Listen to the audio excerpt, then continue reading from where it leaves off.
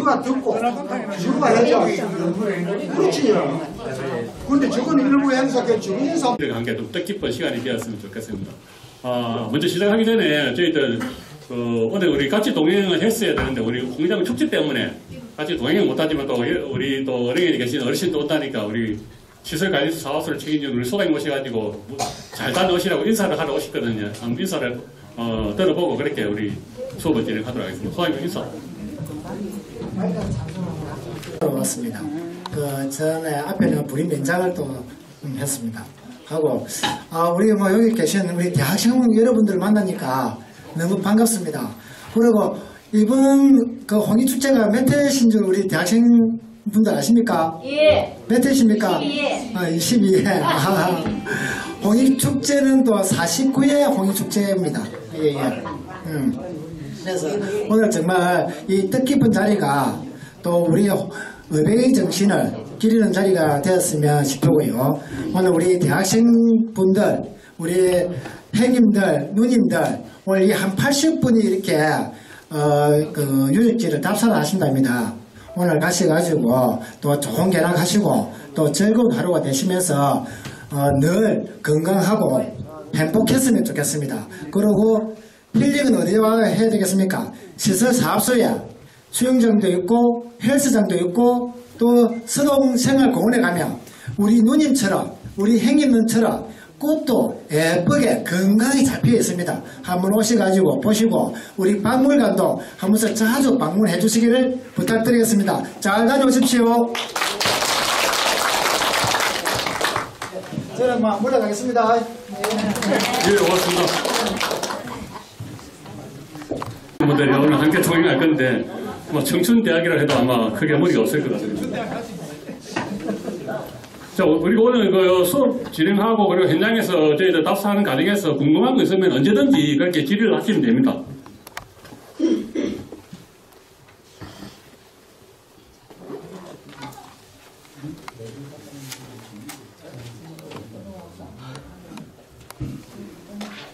잠깐만요. 다른 게 알아보고 좀 빠르게 좀 진행하고 그렇게 출발을 하도록 하겠습니다. 제목이 여름지역의 어빙 이야기라고 되어 있었는데 섭속이 굳세고 용맹함은 숭상한다 이렇게 좀 나와 있습니다. 부제로 그죠?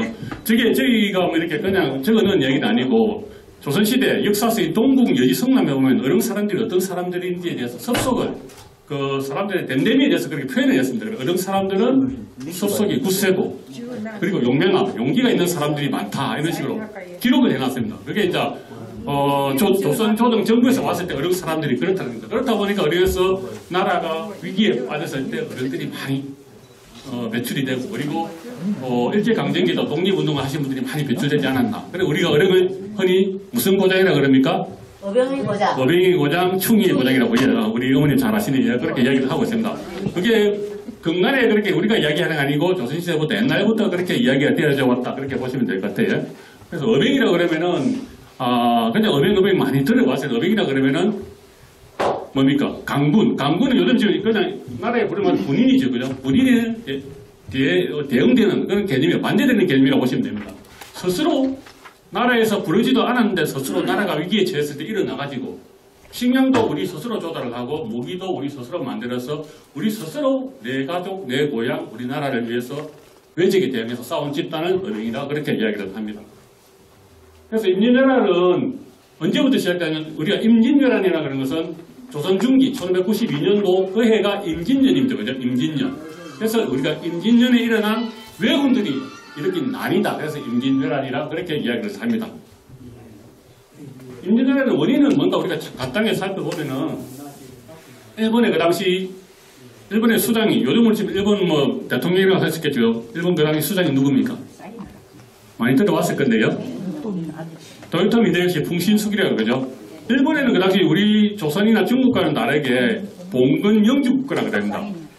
거기도 왕이 있고 천황이 있고 각 지역에는 그 지역을 다스리는 작은 왕들이 있어요. 그걸 이제 다이묘, 대명이라 그러는데 그 지역을 다스리는 대명, 다이묘들이 세력이 셉니다. 그러니까 왕은 이름만 있는 거고 우리가 흔히 말하는 경상도식으로 조선 그냥 핫바지 왕이고 그 지역을 다스리는 왕들이 다 있었는데 그걸 대명다임이라 그러는데 그걸 이제 일본 최초로 다 통일을 했던 사람이 토요토미 히데요시입니다. 그러니까 일본을 이렇게 다 통일을 하다 보니까 그에 대한 불만이 많이 있겠죠. 그죠? 각 지역에서. 그런 불만을 무마시키고 잠재시키기 위해서 조선을 침략을 합니다. 원래 안에 내부가 좀 어지러울 때는 그 어지러운 걸 바깥으로 돌려가지고 그걸 약간 좀 약화시키는 그런 의도가 있죠. 그죠? 그래서 조선을 침략하고 궁극적으로는 중국 명나라까지 들어가가지고 중국을 명나라 황제가 되고자 했던 사람이 토요토미 히데요시입니다. 전쟁이 벌어지는데 그 당시 조선, 명나라, 일본이 세 나라가 그렇게 참전하는 난이 아니고 하나의 큰 전쟁이라고 보시면 될 것 같아요. 그래서 그 당시 조선은 인구가 지금보다 한 10분의 1, 600에서 700만 명. 명나라는 조선의 10배, 6천만 명에서 7천만 명. 그리고 일본은 1000만에서 1200만 명 정도 되었다 그럽니다. 그리고 병력을 보면은 조선은 한 6만 명. 그리고 명나라는 한 50만 명. 일본은 한 30만 이상이 되는데 조선하고 명나라하고 다르게 일본이 33명이 여기서 왜 중요하냐면 일본은 아까 제가 이야기했죠. 그죠? 왕이 있고 각 지역마다 그 지역을 다스리는 다이묘, 대명이 있었다. 그 지역을 다스리는 그 봉건영주라고 하는데 그 사람들은 스스로 자기들이 일본을 천하를 통일하기 위해서 시한코쿠 시대, 전국시대를 해서 120년 동안 끊임없이 자기들끼리 전쟁을 벌이거든요. 그래서 전쟁으로 아주 단련된 병력이 30만이라는 그 당시 조선이 건국되고 200년 동안 전쟁이 없었거든요. 태평성대입니다. 그러다 보니까 군인이 한 6만 명 정도 병력이 있는데 저 병력도 전혀 준비가 안 되는 그런 병력이라고 보시면 돼요. 돈이 없는 사람이 할 수 없이 군대에 가는 거고 할 수 없이 가다 보니까 그에 대한 훈련이나 이게 하지 안 되겠죠. 그러다 보니까 일본 33만 명이라는 그런 병력이 아주 정의해야 되는 병력이 들어오는데 일본 병력은 또 조선이 가지고 있지 않았던 무기까지 가지고 있으면 그게 뭡니까? 조총입니다. 그죠? 조총을 저 유럽에 있는 포르투갈로부터 받아들여가지고 자기들이 그걸 만들기 시작합니다. 만들어가지고 조총 부대를 따로 둡니다. 그러다 보니까 조선 강군은 대응이 전혀 안 됩니다. 그러다 보니까 조선에 침입해가지고 불과 20일 만에 그 당시 뭐 차를 타고 하는 것도 아니고 걸어서 이렇게 움직이는데도 강군의 저항을 거의 받지 않고 선조 임금이 있던 한양, 서울, 경북권까지 20일 만에 올라가 버린 거예요. 그런데 어떤 전쟁에서 하나의 전환점이 되는 게 있어요. 그게 뭐죠, 여러분? 강군이 못했던 일을 하는 사람들이 있습니다. 그 집단들을 뭐라 그럽니까? 어령이 있는 집단들이 있지 않습니까? 어병들이 일어나는 어병들. 외국인들은 조선을 침입할 때 어병에 대해서는 전혀 생각지도 못했습니다. 그냥 강군만 제압하고 선조 임금만 포로로 잡으면은 이 전쟁은 끝. 그리고 중국 명나라로 곧장 들어가서 중국 명나라 황제까지 잡으려고 생각하고 명나라까지 정복을 하려고 생각했는데 조선에서 후방에서 강군들이 하지 못했던 걸 어병들이 일어나가지고 외국인들이 전쟁에서 싸워서 이기려고 그러면 식량이 후방에서 제대로 공급이 되고 무기도 공급이 되고 해야 되는데 어병들이 뒤에서 그 루트를 다 끊어버립니다. 그러다 보니까 즉 한경로까지 평양까지 올라갔던 외국인들이 결국은 철수를 할 수밖에 없었던 원인이 어병들의 탈락이라고 보시면 돼요. 그래서 일본에 가면은 임진왜란을 실패한 원인을 크게 두 가지로 꼽는데 제일 처음으로 꼽는 게 어령에 있는 깍지오 장군 그 영상을 딱 틀어놓고 보여주면서 어병들이 있었다. 어병들의 존재가 제일 먼저고 그 다음 두 번째로 꼽는 게 바다에 수군 이수신 장군이 있었기 때문에 임진왜란에 자기도 실패했다. 그렇게 이야기를 하고 있습니다. 그만큼 어병들의 존재를 높게 평가하는 게 이제 일본에서도 그렇게 이야기도 하고 우리도 처음에는 뭐 이수진 장군만 그렇게 많이 부각을 시켰는데 고기 장군 어병이라든지 이런 분들은 그에 비해서 많이 우리가 인식은 못하고 있었지만 지금은 우리가 축제도 하면서 많이 알려지고 어병들의 역할도 그만큼 컸다는 게 지금 많이 인식을 시키고 있습니다. 그리고 역사학을 공부하는 역사학들도 어병들의 그 당시 쌓았던 그 공직을 높게 평가를 하고 있습니다. 임진왜란은 뭐 이게 크게 나중에 이런 내용들을 제가 현장에서 설명을 좀 드렸습니다. 그 당시 외국인들이 들어올 때에 보면은 저 일본에 가면은 그 사가현에 보면은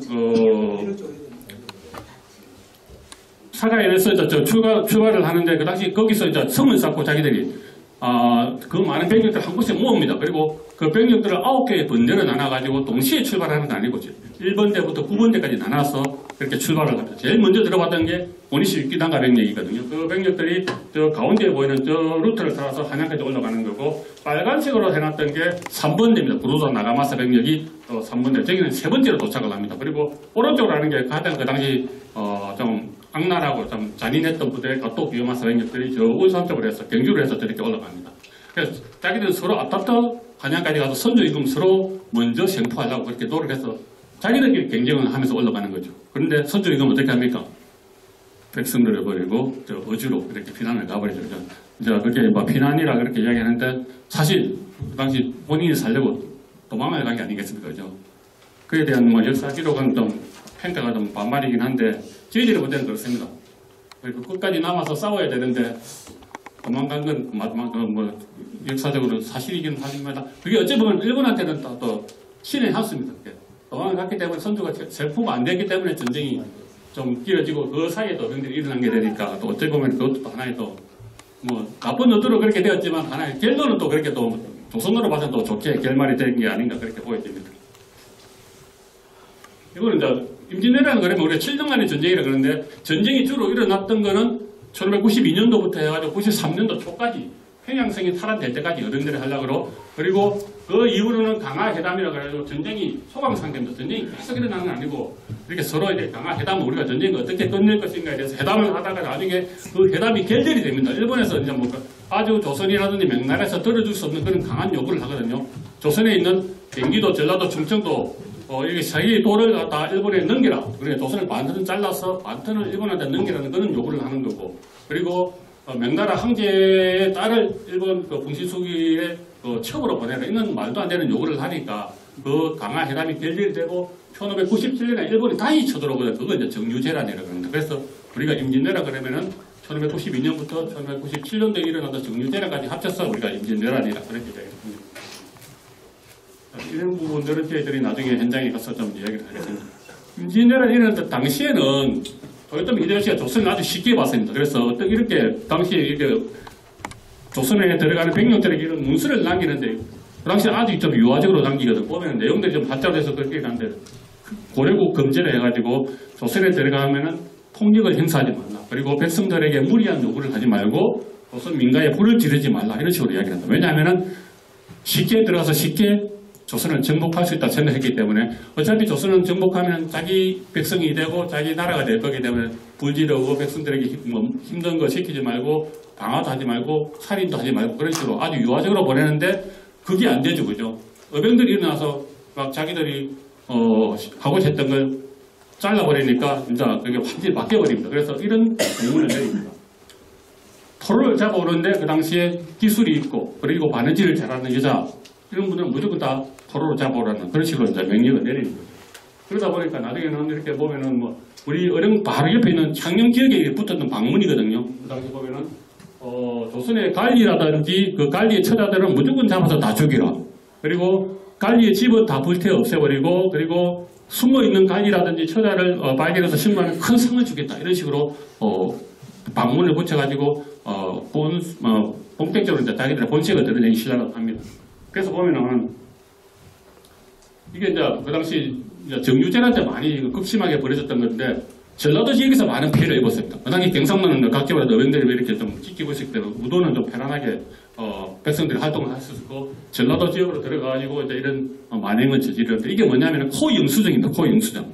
처음에는 이제 조선 사람들 길을 잘라오라 그러거든요. 그게 이제 죽인 사람들의 표식입니다. 길을 잘라오라 그러는데 길은 두 개가 있으니까 너무 수라가 많다. 그래서 사람이 한 개만 있는 게 뭐냐. 남녀 다 같이 한 개만 있는 게 코입니다. 코. 그래서 코를 비워오라 그랬는데 그래서 그 당시 이제 요 밑에 있던 사람들은 코를 받았다는 걸 확인해주는 사람들, 코 수집관들 3명이 여기 서명을 하며 사인을 해줍니다. 그래서 지금에 있는 전라도 김천입니다. 금제, 김구, 금제, 금구. 그러니까 지금 전라도 김천 지역인데 거기에서 조선 사람들의 코 합이 3,369개를 비워서 일본에 보낸다. 그러니까 일본 코 수집가들이 또 9명이 와가지고 조선 각 지역에 다니면서 코를 받아가지고 큰 통에 이제 소금에 절여가지고 일본으로 보냅니다. 그럼 일본에 가면 지금 그 무덤이 있어요. 그 무덤이. 그 격도라든지 가면. 그래서 그 당시 코를 베었던 사람들이 물론 죽었던 사람은 코만 베어갔던 게 아니고 자기도 할당량을 붙이려고 살아있던 사람들 코도 빼고 나중에는 자기 일본 사람들이 죽으면은 그 사람들 코까지 베어가지고 자기들 그 할당량이 있기 때문에 그거 채우려고 그렇게 많은 사람들 코를 베었다. 한 20만 명 정도 코를 베었다 그러고 조선 사람이 한 18만 명, 중국 명나라 병사들이 한 3만 명. 그 나머지는 일본 사람 코도 베어갔다 그랬다. 그래서 임진왜란이 끝나고 코가 없이 이렇게 다니는 사람들이 많았다 그랬다. 그래서 우리가 애비 샀는데 그 빗자가 코빗자거든요. 그래서 그 당시에는 그만큼 전쟁이 아주 실상을 그렇게 보여주는 게 호영수증입니다. 이것도 보면 동국 신속 상강 행실도에 보면은 임진왜란이 끝나고 이제 임진왜란을 수습하기 위해서 이제 나라에서 임진왜란을 어떻게 극복했는지 상을 주고 하는 그런 이제 이렇게 거리 사파로 그리고 그에 대한 내용들을 딱 찍어 놓은 건데, 이건 함경도 영흥지방에 보면은 제목이 보면은 김씨 단두라 되죠. 김씨 부인의 머리가 잘렸다는 거거든요. 그러니까 가장 아까 우리가 이야기했던 악랄했던 다또 비와마사 병력이 함경도로 들어가거든요. 그 병력들이 이제 이렇게 만행을 저지르는데, 요 집으로 이제 들어갑니다. 들어가니까 외국에 들어가니까 이 여인이, 젊은 여인이니까 갓난 아기를 가지고 안고 바로 피신을 합니다. 근데 외국인들이 따라 들어오니까 더 이상 안 되겠다 싶어서 이제 마루 위에 딱 앉아서 외국인들에게 이제 뭐라 하겠죠. 그죠? 요구를 들어주지 않고 뭐라 하니까 외국인이 여인의 목을 쳤다 그럽니다. 아기를 안고 있는 상태에서. 그러니까 머리가 떨어졌음에도 불구하고 몸이 그대로 완전 대로 아기는 그대로 안고 해서 한치 흐트름이 없었다고 그렇게 기록을 하고 있습니다. 김씨 단두라 그러는데, 이런 이야기들이 상당히 많이 기록이 되어 있습니다. 또 하나 더 예를 들어 보면은, 요거는 경기도 연천의 마진 마을에서 일어났던 일인데, 이시 단지라죠. 이시 여인의 팔이 잘렸다는 건데, 이분에 대한 기록은 김이익이라는 부인의 남자의 처라고 합니다. 김이익이라는 분의 처가 이제 시어머니를 모시고 피난을 가다 외군들을 만나게 됩니다. 그래서 이제 외군들이 좀 몹쓸 이제 요구를 하니까, 우리 시어머니만은 문득 살려달라. 그러면은 자기가 그래 하겠다 하니까 시어머니 저렇게 내팽개치고 이제 외군들 달려들겠죠. 그죠? 근데 들어줄 수가 없으니까 저항을 합니다. 저항을 하니까 제일 처음에는 손가락만 잘랐다 그러거든요. 그래도 또 저항을 하니까 나중에는 손목을 자르고, 그래도 저항하니까 나중에 팔을 자르고, 끝까지 저항하니까 몸을 세동강으로 잘라서 죽였다. 그런 식으로 기록이 되어 있습니다. 이런 거는 그냥 지어낸 얘기 아니고 그 당시 실화를 바탕으로 이렇게 그림을 그려서 그 하나의 본보기로 요즘 지금 도덕 교과서들은 그렇게 기록을 하고 있습니다.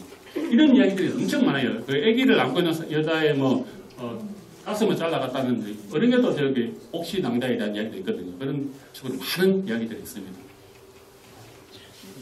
요번에 그 당시 임진왜란을 당하면서 저희들이 이제 조선 사람들이 일본에 포로로 끌려갔던 사람들이 한 20만 명 정도로 보거든요. 일본 학자들은 4만에서 8만 정도 보는데, 우리 한국에 있는 학자들은 20만 명 정도 보고 있는데, 그 당시 홍호연이라는 분이 이제 포로로 잡혀갔던 그 내용인데, 피로인이라는 건 포로는 전쟁에서 군인들이 잡혀가는 포로고, 피로는 군인하고 관계없는 일반 사람들이 잡혀가는 피로인이라고 그러는데, 그러면은 그 당시에 잡혀갈 때 나이가 12살입니다. 12살인데 좀 나이 상당히 늦은 노인이죠. 그죠? 12살 때 그때 진주성 전투에서 일본 분들이 2차 진주성 전투에서 진주성을 함락을 하고 그 일대를 이제 이렇게 수색을 하다가 산청 정도에서 잡혀갔다 그럽니다. 그 당시에 일본군 장수와 이 사람을 잡아가게 된 계기를 이제 기록을 하고 보면 그 당시 어린애인데 큰 붓을 이렇게 들고 이렇게 다녔다 그럽니다. 다니는 거 보고 그 모습이 이제 좀 일반 모습과 다르니까 자기 아들이 이제 글을 모르고 하니까 자기 아들이 글동무로 그렇게 잡아가게 되거든요. 그 당시 일본 사람들은 그 당시 실정을 보면은 글을 아는 사람들이 그렇게 많지가 않아요. 임진왜란 때 봐도 들어봤던 장수들도 글 모르는 사람들이 많았고, 그 대신 그 당시에는 성녀들, 이번엔 사체는 성녀들인데 글을 아는 분들이 좀 있었기 때문에 성녀들을 많이 데리고 들어오던, 어린애 들어오던 정암진 전투에 들어왔던 그 성녀도 그런 이유에서 들어옵니다. 그래서 그 당시 이제 일본에는 글을 아는 사람들이 많이 없었기 때문에 애가 이제 붓을 들고 다니니까 이제 얘는 뭔가 좀 범상치 않다 해가지고 자기 아들 친구도 글동무 삼아서 글도 가르치고 하려고 잡아가는데, 일본에 가가지고 아주 큰 유학자로 그렇게 성공을 합니다. 일본에 그 지역 가는 큰 절이라든지 일본 신사에 가면 이분이 남겼던 필체가 많이 남았어요. 이거 이제 혹부리체가 보면 글자 한자 보면 이 혹처럼 생긴 게 있죠. 이건 혹부리체라고 그러는데 일본말로 고보체라고 그럽니다. 이런 필체를 남긴 분인데 남양홍씨거든요. 그래서 이분이 얼마나 고국에 돌아오고 싶었겠습니까? 그래서 고국에 돌아오려고 그렇게 이제 자기 위에 있는 그 일본 사람 영주보고 그렇게 이야기를 간청을 해도 안 들어주니까 결국은 나중에 자기가 모시던 영주가 죽자마자 바로 이제 자결을 합니다. 일본에 보면은 자결을 하는 게 있잖아요. 방법이 있잖아요. 자결을 하면서 이렇게 이제 유언을 남기거든. 딱 남겼던 게, 자식들이 남겼던 게 사번인자. 보면은 인적심지보. 참는 것은 마음의 보배고, 부인신지앙이라 해가지고 참지 못하는 것은 몸의 지앙이라 해가지고 자식들에게는 무조건 참고 살아라는 식으로. 그리고 본인이 자결을 하면은 그 가지고 있던 땅과 노비가 그대로 일본에서는 자손 대대로 이렇게 물려준다고 합니다. 그래서 본인은 그 자결을 선택했다고 그렇게 얘기를 합니다. 그 이분 외에도 많은 분들이 잡혀가는데 이런 분도 있습니다. 이분은 안토니오 꼬레아라고 이렇게 기록되어 있는데 아마 젤라도 지역에서 잡혀간 건데 일부 그 이탈리아 상인이 그 당시 조선의 노예를 이제 살려고 일본 나가사키에 가가지고 조선 소년, 조선에 있는 어린 남자 5명을 사는데 그 당시 얼마에 주고 샀냐 하는데 그 당시 기록이 있습니다. 13문에 샀다고 13문에. 그 당시 조총 한 자루에 얼마였는지 아시죠? 조총 한 자루 가격이 80문. 그러니까 사람 한 사람 생명값이 조총 한 자루 값이 한 40분의 1 가격밖에 안 되는 거죠. 이 5명을 사가지고 데리고 가다가 저 인도에서 가다가 4명은 풀어주고 1명만 데려가는데 끝까지 데려갔다 이 사람입니다. 미국 홀게티 박물관에 이 그림이 전시되어 있는데 이 사람도 하나의 대표적인 사람이라고 할 수 있습니다. 그런 20만 명 중에는 많이 잡혀갔던 사람들 기술자거든요. 도공 그리고 글을 많이 아는 사람들 그리고 여성들 중에서는 반응을 잘하고 또 양반집에서 또 몇 분들 이런 분들이 많이 잡혀가고 마지막에는 일본군들이 후퇴를 할 때에 자기들이 싣고 같이 왔던 병사들이 많이 죽고 이렇게 조선에서 전사했던 사람이 8만 명 이상 정도 된다 그러거든요. 그러니까 같이 갔던 노절 사람도 없고 그리고 배가 가려고 하면 무게가 중심이 잡혀야 되니까 그 무게 중심 잡으려고 조선 사람까지 잡아서 그렇게 많이 잡아갔다 그래요. 그리고 기록에 보면은 조선 사람을 잡아갈 때 그냥 우리 굴비 엮듯이 나무를 팍 이렇게 목을 묶어가지고 그렇게 막 잡아갔다는 그런 기록이 남아있습니다. 우리 박지호 장군에 대한 내용들은 나중에 우리 생각에서도 볼 거고요. 오늘 지금은 대략적인 내용들만 좀 보겠습니다. 그런 부분들도 우리가 나중에 현장에 가서 뱅고스는 우리가 그 박지호 생각 앞에 있는데 갈 때 한번 보시게 될 겁니다. 여기서 우리가 최초로 북을 걸고 어웨는 모집하기 아니겠습니까? 그리고 저 나무에 북을 건다는 것은 단순하게 우리가 북은 그냥 납고 치고 들고 치는 거지 나무에 북을 거는 것은 남자가 큰 뜻을 품고 하늘을 보하고 나는 이런 큰일을 하겠다는 그런 의식을 치를 때 저렇게 나무에 북을 건다고 해요. 저 나무가 한 600년 이상 된 나무인데 지금은 지금보다는 상태가 조금 안 좋습니다. 너무 나무가 오래도 그러니까 지금 아직 수세도 많이 약해지고 있는데 너무 좀 앙상하게 되어 있는데 나무를 완전히 살려야 되는 그런 또 이유도 있습니다.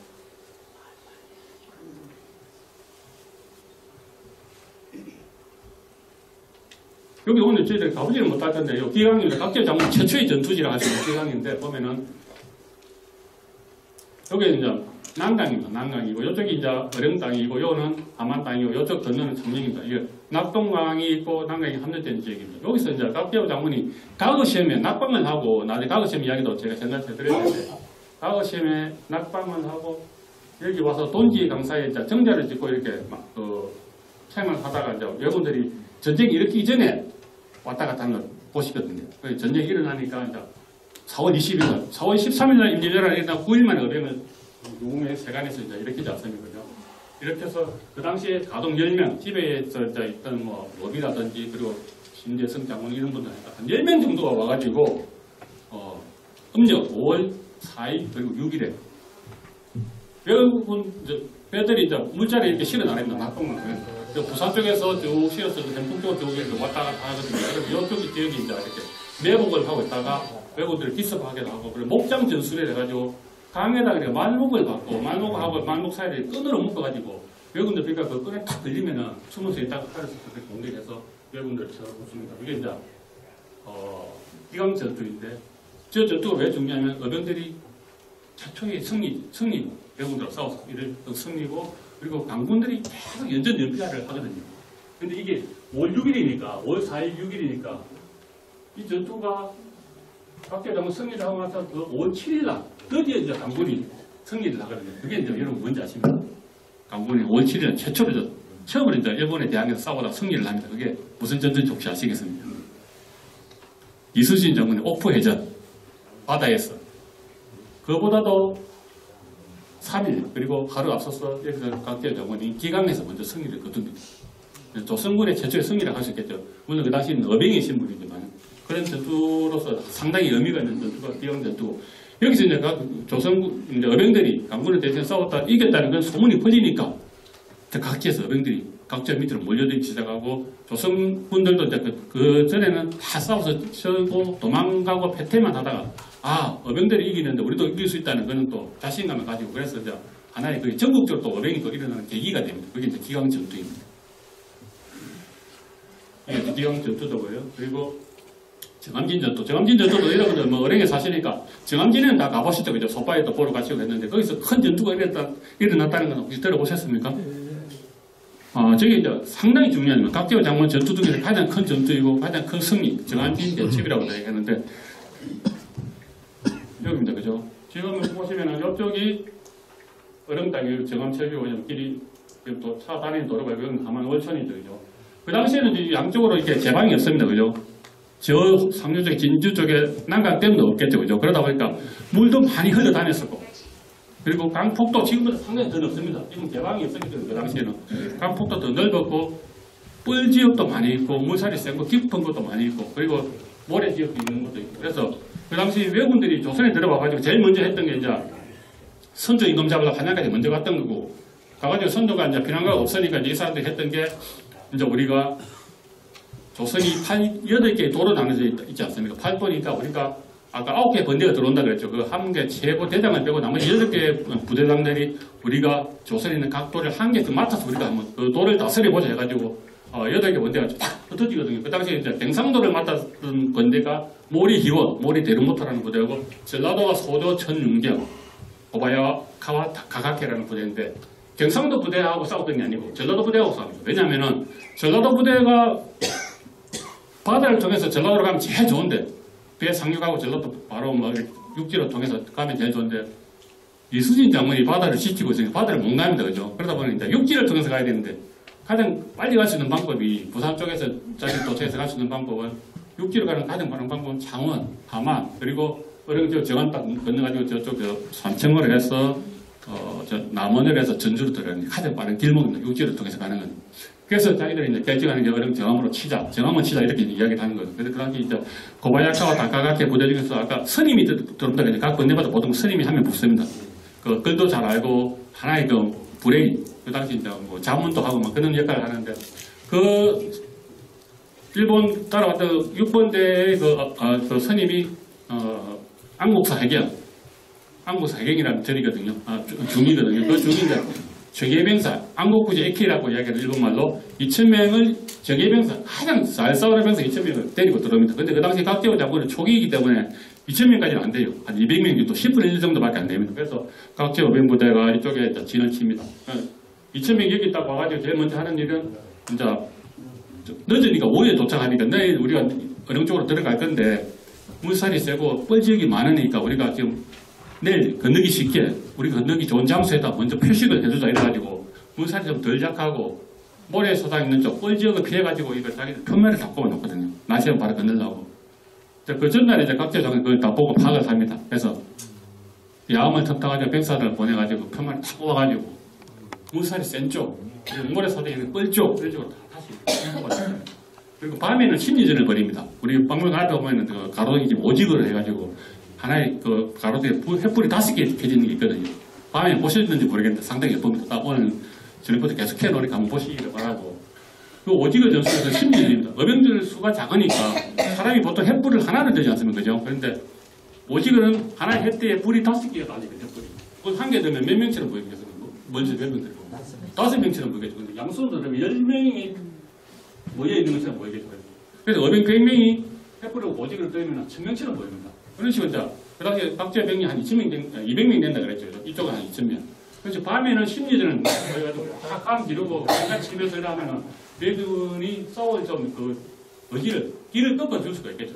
심리전으로 밤에는 그렇게 하고 그냥 날이 새자 그 자기들 꼽아놨던 그 표식을 보고 이제 건너는데 다 바깥 다른 데로 옮겼겠죠. 그죠? 그러니까 물살이 쓸리고 뻘에 빠져서 부적거릴 때 각계 장군이 외군들을 또 그렇게 또 선멸하는 거. 일본은 강을 건너서 어른 땅으로 들어온다. 그러면 각계 장군이 그 당시 날쌘 병사 6명에서 10명 정도에게 자기가 똑같이 붉은 홍이를 입히고 하얀 백마를 타야 해가지고 먼저 본인이 먼저 외군들이 유인을 해가지고 쫙 외군 따라오겠죠. 그죠? 저놈 잡아 따라오겠죠. 그러면 한쪽으로 탁 빠져버립니다. 빠져버리고 숨어버리면 뒤에서 똑같은 백마를 타고 붉은 홍이를 입은 각계 장군 모습을 하는 사람이 나타나서 뒤에서 칼 들고 막 이렇게 하면 또 그어서 나타나는 대로 이렇게 하는 거예요. 나중에 그래도 또 빠져버리고. 동해 번쩍 서해 번쩍 모습 보이니까 나중에 외군들이 자기들 그 기록에도 그렇고 우리 기록에도 남아있습니다만 붉은 홍이에 백마 탄 모습만 보면은 지뢰급을 먹고 혼비백산에서 도망했다. 그런 기록들이 다 남았어요. 아우무집에도 그렇고. 그래서 외국 그 전쟁이 끝나고 일본의 그 통신사로 갔던 김세겸이라는 사람이 일본에 가서 일본의 그 역사서를 쭉 살펴보니까 조선에 많은 명장들이 많이 그 이야기가 있는데 아무 조선의 장군에 대한 이야기는 없고 유독 각계의 장군에 대한 기록만 남아있었다. 그게 조선 왕조 실록에도 그렇게 기록이 되어 있습니다. 나머지 이런 전투들은 저희들이 나중에 현장에 가서 하는 걸 하고 저희 시간이 또 빠듯하기 때문에 좀 그렇게 하고 요게 이제 저희들이 각계의 장군 유품인데 국가보문 671호로 수정되어 있습니다. 이것도 저희들 1년에 한 번만 평상시에 저희들 방문안에 내놓지 않아요. 평상시에는 이제 저희들이 가품, 가짜를 전시를 하고 허위작품 축제 기간에만 저희 전시를 하고 있거든요. 그래서 기회가 되시면 한번 보시는 걸 추천드리겠습니다. 오늘은 안 되고 명절 기간에 한번 오셔가지고 그렇게 보시기를 추천드립니다. 이 칼 같은 경우도 지금 칼날이 살아있습니다. 이 칼에 아마 그 당시에 수많은 외군들이 아마 목이 달아났을 거예요. 마란당이고요. 그리고 가슴에서 각건, 그리고 그 당시에 도장, 사다칠인이라고 명나라 황제로부터 받았던 팔각대접, 그리고 이것도 역시 명나라 황제로부터 받았던 베르과 연접, 각제에 대한 내용들은 나중에 우리 현장에 가서 하는 걸로 하고 마지막으로 이제 요거 한번 보고 넘어가겠습니다. 그 당시 이제 전쟁이 끝나고 선조 임금이 전쟁에 누가 공이 있고 누가 그 당시 죄를 지었는지를 따져가지고 농공행상 상을 줄 사람은 상을 주고 벌을 줄 사람은 벌을 줍니다. 그 당시 보면은 호선공신이라는 사람들은 이 임금을 보위를 했던 사람들. 선조 임금이 경복궁에서 평양으로 어지로 피난 갔을 때 같이 동행하면서 선조를 옆에서 보필했던 사람들이 그런 게 공신, 호선공신. 그런 게 말이 공신이지. 우리가 딱 객관적으로 봤을 때는 선조 임금이 피난 도망갈 때 같이 도망갔던 사람들 아니겠습니까? 그게 이제 보면은 다 그 당시에 문신들입니다. 문신들인데 86명이나 됩니다. 요 안에는 보면 내시들도 있어요. 내시가 한 30명 가까이 되는데 내시가 무슨 큰 공을 세웠겠습니까? 전쟁에서. 내시들 중에는 그 당시에 뭐 가마 들었던 사람, 말꽃비 잡았던 사람 이런 사람이 다 들어가 있거든요. 그게 한 30명이 됩니다. 근데 진짜 목숨 걸고 전장에서 피 흘려 싸웠던 사람들은 18명밖에 안 돼요. 선무공신 그런 분들이거든요. 그래도 이수신 이런 분들은 이제 전쟁에서 싸워도 돌아가신 분들이고 이런 분들이 몇 분 있지만 의병들은 거의 없습니다. 각지의 장군도 없어요. 각지의 장군 그 많은 공을 세웠음에도 불구하고 없습니다. 근데 처음에는 각지의 장군 7번째로 이름을 넣습니다. 밑에서 신하들이 추천을 하거든요. 이분은 반드시 공신으로 책봉해야 된다 하는데 선조 임금이 나중에 줄로 빨간줄 딱 치고 뺍니다. 왜 뺐겠습니까? 의병이 일어난 거는 그 당시 강군 군인들이 제 역할을 못하고 선조 임금이 제 역할을 못하고 조정에서 그 당시 역할을 못했기 때문에 대신해서 의병들이 일어났기 때문에 의병들을 인정해주면은 자기들이 무능함이 들통나는 거죠. 우리가 힘이 없고 무능했기 때문에 의병들이 우리는 대신에 일어난다 이런 게 있기 때문에 의병들을 다 빼버리는 거죠. 그런 역사의 아이러니가 됩니다. 이런 부분들은 나중에 저희들 또 현장에서 하는 걸 하고 오늘 강의는 이것으로 마치고 좀 버스를 이동하셔가지고 각지로 생각 갔다가 다음에 우리가 망우정으로 버스 여러분들 맨 뒤에 보면 1호, 2호차 나눠져 있거든요. 그거 보시고 버스를 그냥 탑승하시면 되겠습니다. 자, 이동하겠습니다.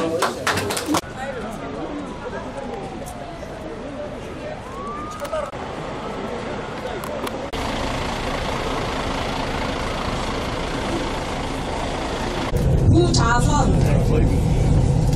성정희, 심기영, 김순배,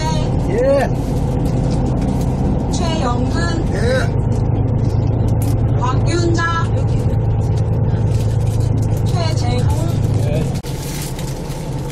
이갑현, 원도현.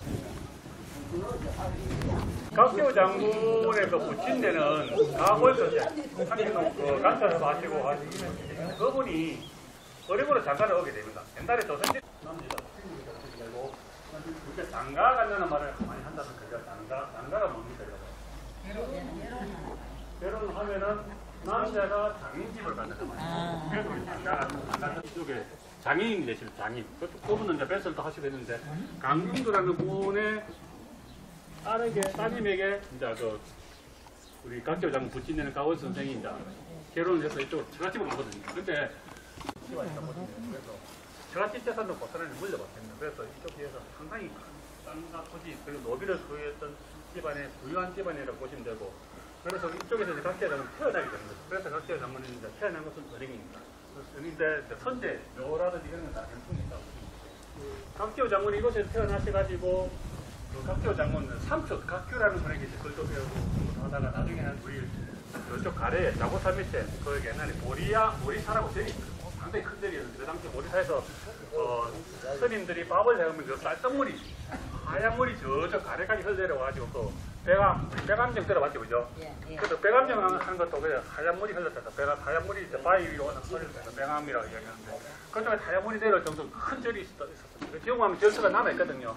그래서 그 절에 들어가서 공부를 하시고 그리고 나중에는 우리가 잘 아는 그 당시 영남 지역의 성리학들, 유학자들이 가장 큰 분이 두 분이 계신데 한 분은 우리 또 천연단의 집계에 보면 세계 이양 선생님이 계십니다. 그리고 남명 교식 선생님이 계십니다. 그 두 분이 그 당시 양대 성리학 선생님 가장 높은 지위에까지 오르신 분이라고 하는데 그 두 분에 대해 중에서 남명 교식 선생에게 밑에 들어가서 공부도 하십니다. 그러다 보니까 사람이 밴드니가 되고 하니까 대구의 남명 교식 선생이 외손양을 또 결혼합니다. 항상 일입니다. 그래서 결혼해서 16살에 가지고 결혼해서 이곳에서 생활하십니다.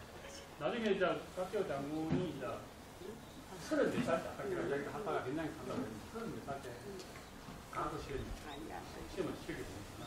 거기 올라가서 간행하고 시험을 치르는데 그 당시 2등으로 합격을 합니다. 2등으로 합격하는데 그 시험이 나중에는 합격을 했어요. 왜 그렇게 되냐면 그 당시 이제 선조 임금 임금이 있었는데 나도 시험 문제가 뭐냐면 당나라 태종이 궁궐 안에서 병사들에게 할을 쏘게 했는데 그에 대해서 너희들은 어떻게 생각하냐 그게 시험 문제입니다. 그게 이제 당태종 조사 전정문입니다. 당나라 태종이 조사 할을 쏘게 했다. 거기에서 전정은 궁궐 아니거든요. 그에 대해서 어떻게 생각하냐 이제 각계 장관이 당명 조식 선생에게 배웠다 그랬지 않습니까? 세계 이양 선생은 유교의 그 법리 경전 그러니까 책 그대로 이제 교리를 중시하는 그런 사상이고 남명 조식 선생은 그 글을 배우는 것도 중요하지만 그 글을 배우면 실천을 해야 된다 그런 사상입니다. 그래서 남명 조식 선생이 대답을 주면서 어른들이 많으면 실천을 몸소 옮겨야 되는 그런 학풍이 있기 때문에 그래서 학교 장군은 그 이제 시험 문제를 보고 바로 답을 1편 2를 확 씁니다. 물어 씁니다면은 글을 배우는 것도 중요하지만 그것도 실천을 옮기는 것도 중요하다. 모해를 익히는 것도 반드시 문무견전이라고 많이 이야기하는데 그러니까 모해를 동시에 익혀야 되는 거지. 선조가 딱 볼 때는 그렇거든요. 내가 뭐냐 하니까 설만 알고 힘이 없으니까 모해까지 익히라는 걸 그렇게 들릴 수가 있거든요. 그래서 가만 보니까 안 되겠거든요. 그래서 박기호 장군은 낙방을 시켜요. 밑에 신하들이 그 시제를 나오시면 시제 가지고 시 문제를 가지고 그 사람을 낙방시킬 적이 없다. 그런 전례가 없다 그러니까 그러면 이번에 합격해서 장원 1등부터해서 다 되나 전부 다 시험 잡지를 없애버려요. 없었더니 경성을 한 가지 시켜버려요.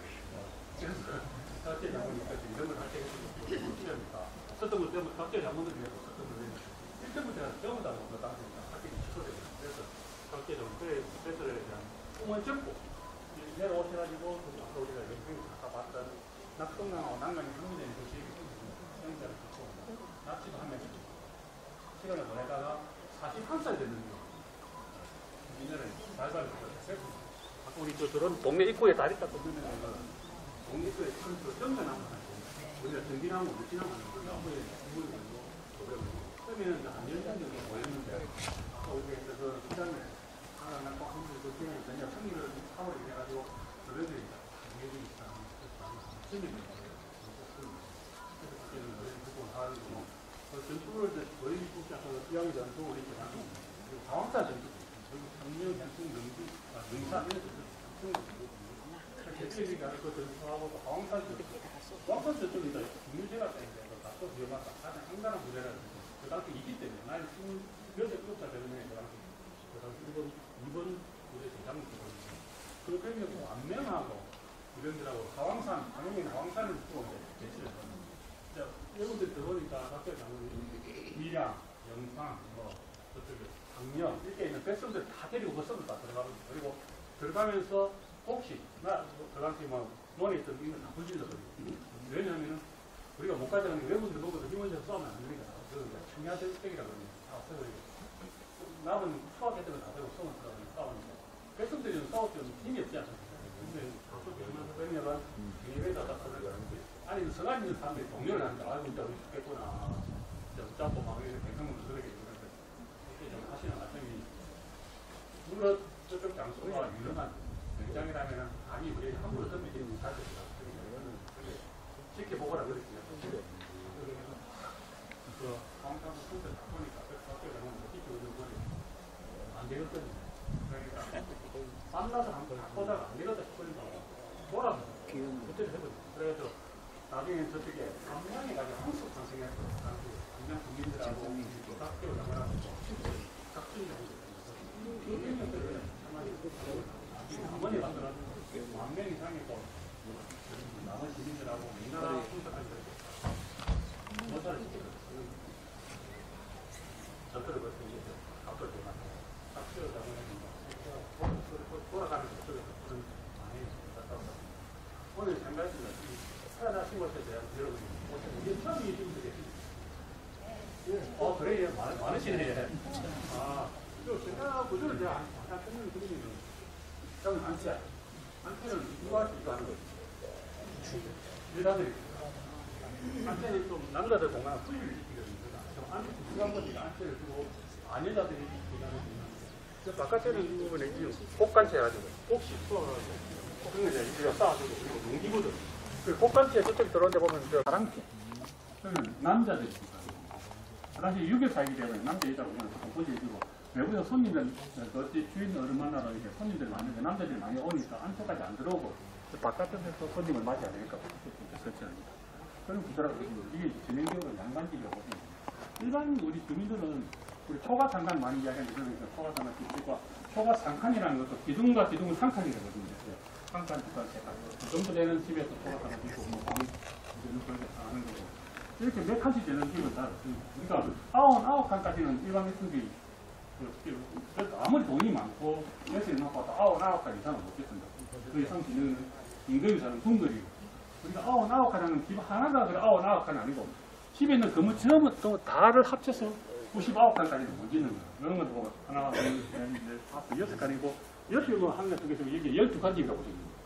앞에만 하니까 뒤에 옆에 있는 까지 곱해서 12칸 있고 뭐 저런 것도 그렇게 곱하고 화장실까지 뭐 그렇게 곱까지 다 해가지고 전체적으로 99칸 이상은 못 짓겠다 그렇게 보시면 어쨌든 전자 같은 데 궁금한 사람이 있습니다. 예. 채워주는 거, 채워주는 거. 이게 오늘도 아들 그래서 각 칼, 각 평, 각 탄, 각목 이렇게 각 탄, 각목인데 국제기로 만들고 앞에는 각 평, 각 칼. 또 다른 이름은 안 넣고 근데 여자 이름 족보에 이름은 안 넣거든요. 사이 이름 올리고 사이가 이제 보면 저쪽에 장명이 정유도라고 거기도 이름이 다른 그림, 다른 그림. 하나는 신흥이랑 진짜 신흥이랑 그렇게 키워졌습니다. 앞에는 내 딸도 그렇게 됩니다. 네. 나중에 말년에 또 우리가 마무리라는 건 지금 같은데 거기 가서 강제장에서 외손 사이에 대한 그런 이야기 같은 하고 할 거라서 나머지는 놨다가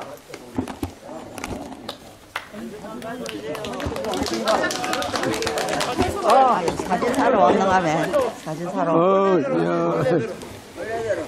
다음에 장소에는 화장실이랑 이렇게 마땅히 없거든요. 내가 이제 거기 자, 좀 앉아있어. 그 자리에 그래. 약간 좀 모아야 앉아서 거기서 좀 뻗혀갖고.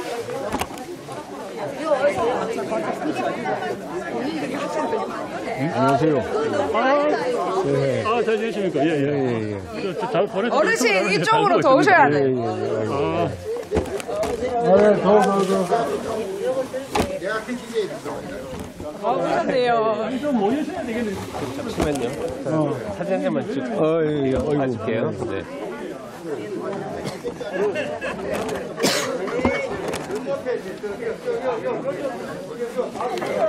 선생님들 그 사진 자료집에 지금 저기 나오실 거거든요. 그리고 여기도 나오고 전문에도 나오고 하기 네. 때문에 영상 쓰지 마시고 다 쓰면서 그렇게 찍어야겠다. 들어오시네. 해볼래 아니서. 네, 선생님 요거 좀 잘 펼쳐주시고요. 현수막. 네. 어떻게 손. 네. 선생님 조금만 내려주세요. 됩니다. 각종이만 가고 아니요. 아, 손만. 네네. 조금 당겨주시고요. 네, 좋습니다. 자, 찍어보겠습니다. 자, 웃으시면 됩니다. 하나, 둘, 셋. 하나, 둘, 셋 하면 찍겠습니다. 하나, 둘, 하이. 손 한번 흔들어 주십시오. 자, 이번에는 홍의장군 축제 화이팅 해서 주목 한번 하겠습니다. 자, 홍의장군 축제 화이팅! 한번 하나 화이팅! 세게 화이팅! 화이팅! 예, 좋습니다. 감사합니다.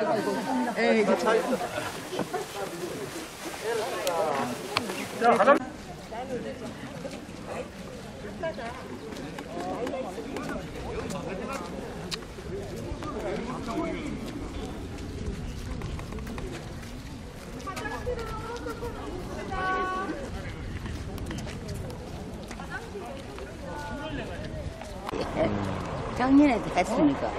우와. 나는 안 했고.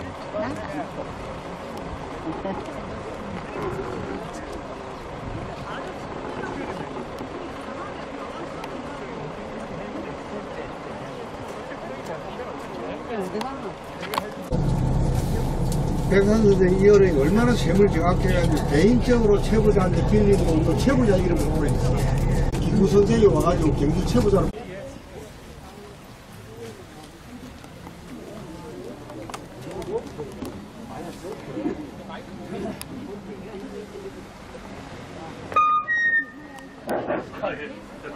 이쪽으로 모시면 됩니다. 어르신들.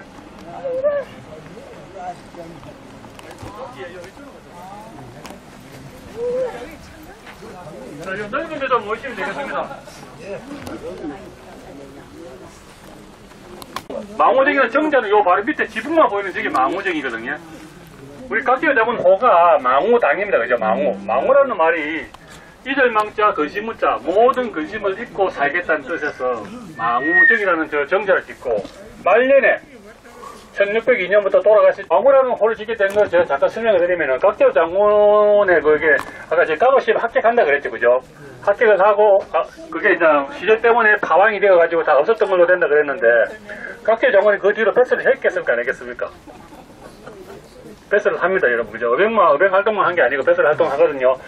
그 당시 많은 공을 세웠기 때문에 각오 시험을 안 치고 나라에서 배설을 내립니다. 배설을 총 29번을 내리거든요. 근데 각재우 장군은 배설에 큰 뜻이 없었어요. 그래가지고 그 중에서 14번은 배설을 본인이 사장을 하고 15번도 받는데 그것도 임지에서 나와서 생활을 하신 것도 있지만 가다가 중간에 돌아오는 경우도 있고 조금 하다가 임금하고 내하고 너무 안 맞다. 그래서 나는 이거 못하겠다. 집에 가겠다 해가지고 돌아오는 그런 경우가 있었거든요. 그게 무슨 사건인가 하면은 저기도 막 약간 기록이 되는데, 나중에 갱상자도 백마절도사라는 배설을 받거든요. 전쟁이 끝나고 나서.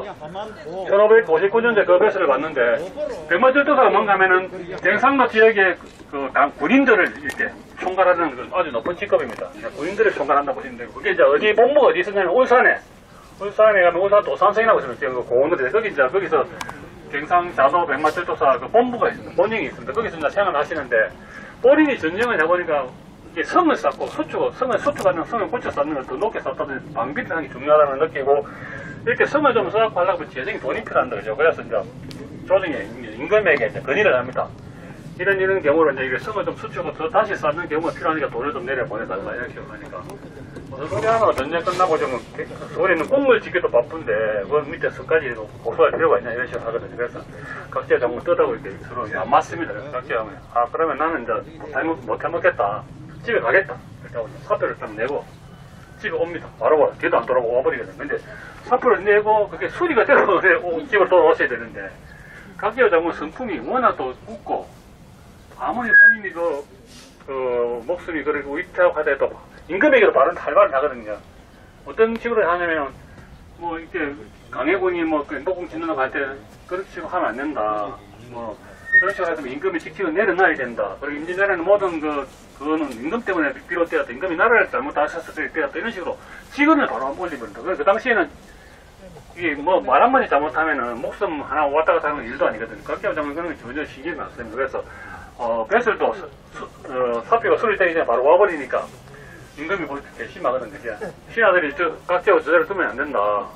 버릇을 고쳐야 된다 이런 식으로 막 밑에서 뭐 임금에게 신하들이 이야기를 하면 그러니까 그러면 어떻게 해야 되겠냐 그러니까 요배를 보냅니다. 어디로 보내냐 하면은 제일 먼저 육지에서 제일 먼데 해남 쪽으로 요배를 보냅니다. 기양사를 보내거든요. 그래서 한 2년 정도 기양사를 하고 이제 이쪽으로 오시는데 그 당시 이제 장명이 이쪽으로 옵니다. 기양을 끝내고 이쪽 오셔가지고 비석산 밑에 들어가셔가지고 모든 국시 고기 밥을 해먹는 삶는 건 안 드시고 새는 것만 솔잎도 따먹고 이렇게 국시 다 끊고 고기를 끊고 여기서 생활하시면서 처음에는 이제 고기를 좀 끊을 때 계속 고기 끊으면 사람이 죽지 않는 거죠. 그래서 그런 식으로 약간 좀 저항을 하다 이쪽에서 이제 망우죠. 세상 모든 걸 잊고 살겠다. 그래서 망우당이라는 도도 쓰고 정계인도 망우정이라고 있습니다. 그래서 여기서 15년 동안 보시면은 지금 강둑 있고 그런데 그 당시 기록들을 보면은 여기 너무 경치가 좋다던데 요 앞에 깜짝인 절벽에 저쪽으로 오는 그 모래사당이 눈이 부실 정도로 아름다웠다 그럽니다. 그래서 이쪽에서 그 당시 지역의 유지들 양반들이 배를 띄워놔놓고 낚시도 하고 각자 장군도 여기서 이제 다야금도 타고 배도 띄고 낚시도 하고 그 지역에 있는 요림들 그 당시 떡망이 있는 분들이 각자 장군 만나러 많이 찾아오면 여기서 같이 시도 쓰고 술도 한잔 드시고 그리고 용화산하 동범록이라는 그런 기록이 있거든요. 뭐 용화산하 동범록이 뭐냐면은 저쪽 여기서 한 6km 내려가면 지정면 성산 맞은편에 용화산이라고 가만 지역이었습니다. 그 산 밑에서 기준으로 이렇게 쭉 주변에 사는 양반들이 모여가지고 하나 요즘 개모임입니다. 개모임. 그 개를 만들어가지고 각자 장군을 중심으로 해서 배도 띄우고 시도 쓰고 약주도 한잔 그런 개모임인데 그런 모임을 하면서 여생을 보냅니다.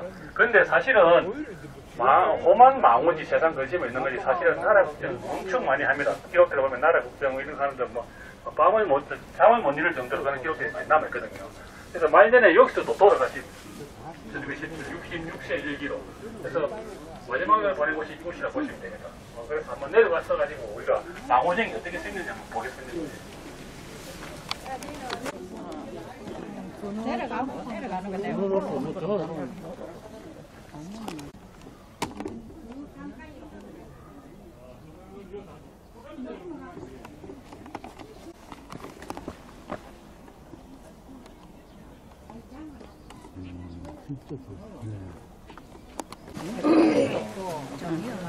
위험하다. 그 화장실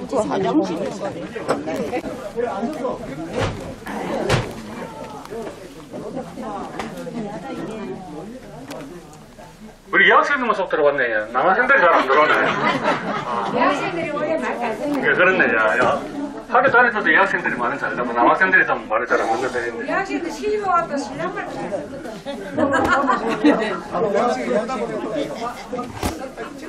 자, 우리 남학생들 빼고 설명을 제가 드려보겠습니다. 자, 보시면은 여기가 우리 망우정입니다. 뒤에 한자로 보면 가운데 망우정이 되고 옆에 왼쪽에는 여현정이라고 되어 있습니다. 이게 이제 아까 우리가 여기서 상카짜리 집이고 뭐지? 옛날에는 나무란데 보통 초가집 많이 살았겠죠. 망우정은 이제 각자 장군이 살아계실 때, 그렇게 지고 살았을 때 이제 이름이 망우정이었고, 근데 각자 장군이 이제 그 재산이 상당히 많았는데 어병 활동 하시면서 본인의 재산을 다 틀어서 어병 활동하는데 다 쓰시거든요. 그래서 말년에는 그렇게 부유하게 살지를 못했습니다. 상당히 좀 그렇게 힘들게 사셨는데 이제 주변에서 많은 그렇게 도움도 주셨고, 근데 이런 있는 재산도 나중에는 아까 자식 있는 거 물어봤는데 아들 이제 본처 둘, 딸도 둘이 있다 그랬죠, 그죠? 이런 재산을 말년에도 또 자식에게 물려주지 않습니다. 그 당시에 보면은 이제 그 기록에 보면 그렇습니다. 이런 재산도 이거 이제 여현정 같은 경우에는 망우정 같은 경우에는 학문을 좋아하고 또 뭔가 이렇게 또 놀 때는 좀 놀 줄도 알고 풍류도 즐길 수 있고 그런 사람에게 물려줘야 이 건물도 제대로 관리가 된다 이거였거든요. 그래서 아들이 있었지만 딸도 있었지만 그걸 물려주지 않고 물론 그 약간은 뭐 그 자기의 그 외손녀 되는 사이 여도순이라는 분이 있습니다. 여도순이라는 분이 있습니다. 이도순 그분에게 물려주는데 그분이 학문을 상당히 좋아하고 각제우 장군하고 포도도 좀 요즘 말라지고 포도도 맞고 풍류도 좀 시도 잘 쓰고 해서 내게 물려주면은 이 정자도 잘 관리가 되고 이 지역에 있는 학문 하는 사람들 교류도 잘 되고 이 집을 좀 빛낼 수 있게 돼서 외손녀 사이에게 물려줍니다. 그래서 여현정이라는 거는 어진 사람에게 물려줬다 해서 여현정이 됩니다. 그래서 그 이름은 지어부터 각계 동원이 지은 게 아니고 그 후대에 이제 그 교임도라고 함안 지역 출신인데 아주 성리학을 공부를 잘 하시는 분, 요즘 공부를 잘 하시는 분이 되겠죠. 성리학을 잘 하시는 그분이 각계부 장군 유지를 받들어서 유현정이라고 짓는 것도 괜찮겠다 해서 유현정, 망호정을 같이 쓰시고 그렇게 했다 그럽니다. 여러분 앉아 계신데 여기서 이제 각자는 항상 뭐 아침에 눈을 뜨고 또 밤에 또 주무시고 또 외부에서 많은 손님들 참 여기서 손님 맞이도 했던 그런 공간인데 우리 어령에 사시면서 사실 와보기는 쉽지가 않거든요. 아마 대부분 다 처음 와봤을 텐데 망호정 우리가 말로만 듣던 망호정 한번 보시고 각계부장은 말년에 15년 정도 생활하시고 보니까 한번 보시고 또 꽤 많이 못 보시죠. 또 점심 먹으러 가야 돼서 이쪽 풍경도 한번 조금 보시고 그렇게 또 이동을 하도록 하겠습니다. 혹시 뭐 오늘 또 망호정에서 궁금한 거 있으면 질문해야 됩니다. 낙양하고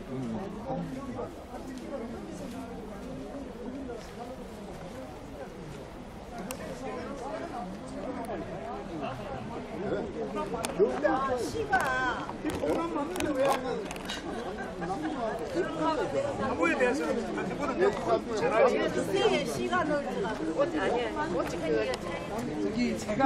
저번에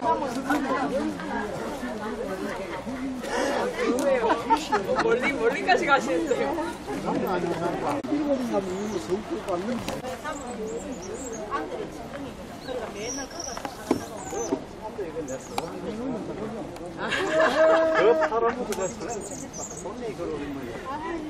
아이고 참 사람도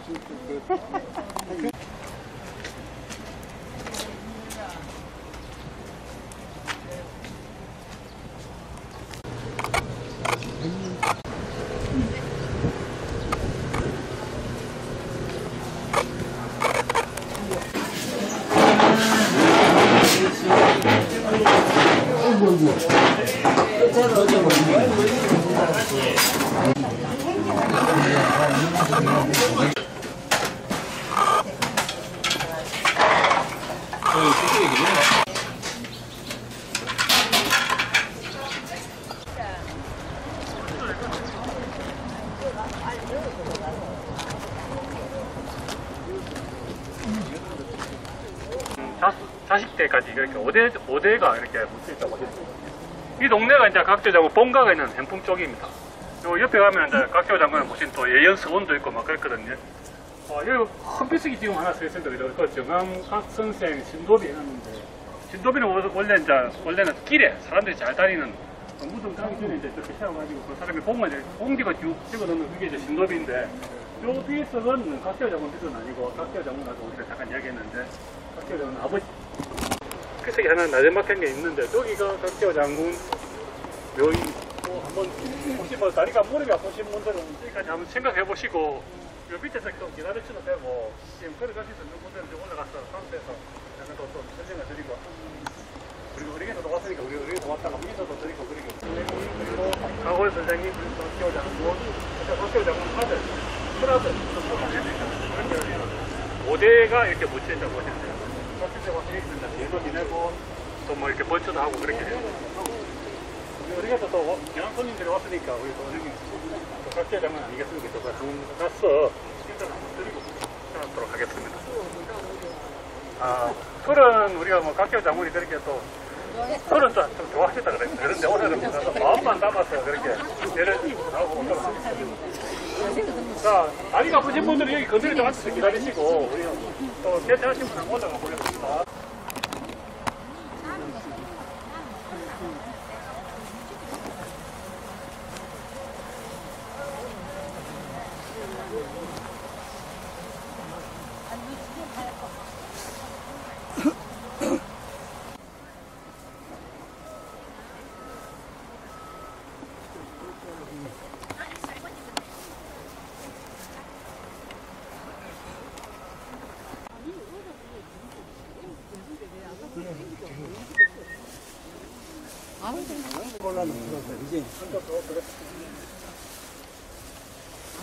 자, 우리 지금 각교 장군 그 묘사 앞에 왔는데 먼저 인사 좀 드리고 제가 설명을 좀 드리겠습니다. 여기. 컨질 하셔도 되고, 그냥 묵룡 하셔도 되고, 묵룡도 하기 전에 좁아서, 아이고, 자, 우리 어령에서 왔습니다. 자, 묵룡. 장군님, 우리 어령에서 왔습니다. 자리 좀 보살펴 주십시오. 예, 바로 예, 지금 또 뭐 예를 갖춰서 하지 말라. 그냥 흙만 개우 덮을 정도로 묻어라. 그리고 비석도 세우지 말고 공부도 하지 말라고 그렇게 유언을 남기거든요. 그래서 당시에는 유언을 따라가지고 그렇게 무덤을 했습니다. 근데 한 130년 정도 지나가지고 이 햄풍에 이제 군수가 이우인이라는 사람이 이제 군수로 햄풍 이제 헬령으로 오는데 와서 각기호 장군이 그 이제 유명세를 보고 이제 쪽지가 한 순찰을 합니다. 무덤에 와보니까 비석도 없고 공분도 거기 없고 이래가지고 너무 초라하게 됐으니까 장군님이 비록 그렇게 유언은 했지만 그래도 비석은 세워가지고 이게 이제 고도에 세월이 지나면 누구 무덤인지 모르니까 누구 무덤인지를 알아야 되지 않겠나 그래가지고 그 당시 이제 경상도 관찰사 요즘 이제 경상도 도지사 그 이우인이라는 분은 이제 이쪽 기에 하는 요즘으로 치면 군수 정도 되겠죠, 그죠?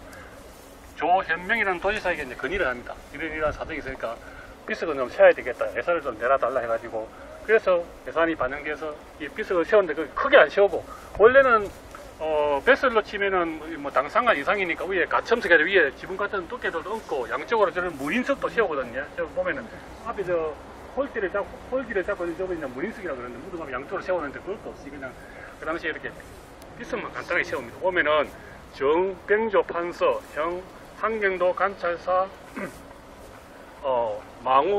망우당 선생 각 충익고, 묘, 정부인, 상산, 김씨, 부 해놨다니, 그제? 그 보면 정이라는 것은 돌아가시고 나서 한경도 관찰사라는 뱃을 내렸다는 거고, 그 당시에 보면은, 망우당 선생의 그 부인이었던 상산, 김씨하고 같이 합장을 했다는 거예요. 그게 부호 쓰는 거. 합장부들입니다. 두 분이 같이 묻혀있다고 보시면 되고. 예. 이 글도 이제 그 당시에는, 조문명이라고, 문명이라는 분인데, 그 당시 요즘 치면 국무총리 정도 하시던 분, 그분이 직접 글을 짓고, 뒤에 보면 비석이 각기호 장군 공지에 대해서 글을 쫙 쓰라거든요. 그 글을 짓고, 글은 그 당시에 또 글을 제일 잘 쓰는 사람, 이덕수라는 분이 또 글씨를 썼습니다. 그 글을 가지고. 각기호 장군에 대한 예의를 표하고 있는 거죠. 뒤에 내용을 보면은, 그 중국 사람은 공양명이라는 사람이 각기호 장군에 편지를 보내왔는데 그 편지 내용을 보면은 각기호 장군의 그 당시에 대한 공직에 대해서 중국에도 각기호 장군 이름을 모르는 사람이 없을 정도로 유명하다는 그런 내용도 뒤에 적혀 있어요. 그만큼 큰 공을 남겼던 거가 제가 또 우리 방공관에서 수업할 때도 이야기했듯이 일본에서도 그 당시 일본 국사에 유독 각기호 장군만 이름이 그렇게 명기가 되어 있다, 기록되어 있다 그런 식으로 이야기를 하고 있기 때문에 그 당시 그만큼 큰 활약을 했다는 거죠. 강군은 뭐 일본 분들이 당연히 생각했으니까 생각하고 왔던 거고 어병들은 전혀 생각하고 오지 않았기 때문에 그만큼 많은 피해를 입었던 거고. 박재우 장군이 그 여동생의 남편이 허은심씨 아닙니까? 그렇죠. 각종 박재우 장군 거기 앞에 그 이야기 잠깐 해드리면은 각종 장군 이제 명이 허은심인데 그분이 그 우리 가래 이제 그 허원 허은심씨 허은심인데 할아버지 되는 분들이 이제 그 고성에서 넘어왔거든요. 그러면 그 연결되다 보면 각교 장군이 아까 전에 보면 가골 선생님께서 아버지 되시는 분이 일찍 각교 장군 3살 때 돌아가시거든. 각교 장군 어머니가. 그 계모가 이제 그 허씨 집안이에요. 근데 계모인데도 각교 장군하고 애들이 그렇게 잘해놓으니까 신어머니 못지않게 그래서 오시거든, 각교 장군이. 그때 매형이 허은심인데 그 매형도 되고 자행도 되고 어찌 보면 또 고정 예.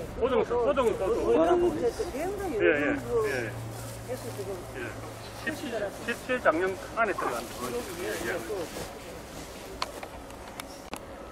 헌심이 매형이고 자행인데 각계 장군이 어렸네 되게 그분은 재산이 많으니까 노비도 많이 내놓고 곡식도 많이 내놓고 어른들에게 식량을 줬다라는 그런 것도 있기 때문에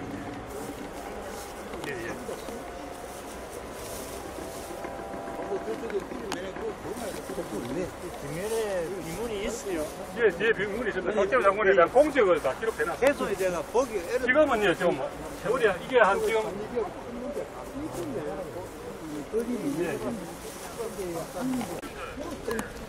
소가시는 물도 없고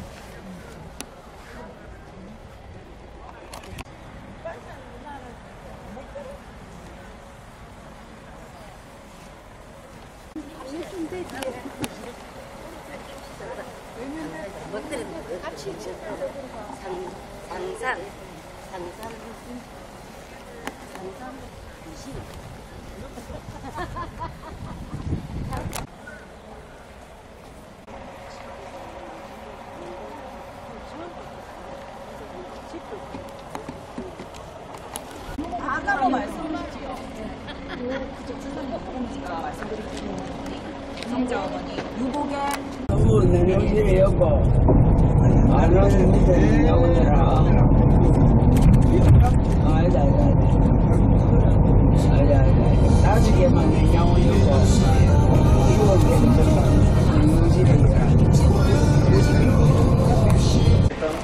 정리없는데 저번에 우리가 3대 어른량이라고 그랬는데 세분 다 공통점이 있습니다. 이 세분 다 공통점이 뭐냐면은 아까 우리 얘기 몇 번 들었는데 남면 교직 선생님 제자들이 그 6남제 어른들 대부분 다 남면 교직 선생님 제자들이 있어. 왜냐하면 그 남면 교직 선생님 가르침이 실체를 중요시하기 때문에 다 나라가 흥난에 대했을 때 다 그렇게 번역을 해면서 다 하려고 했던 분들이고요.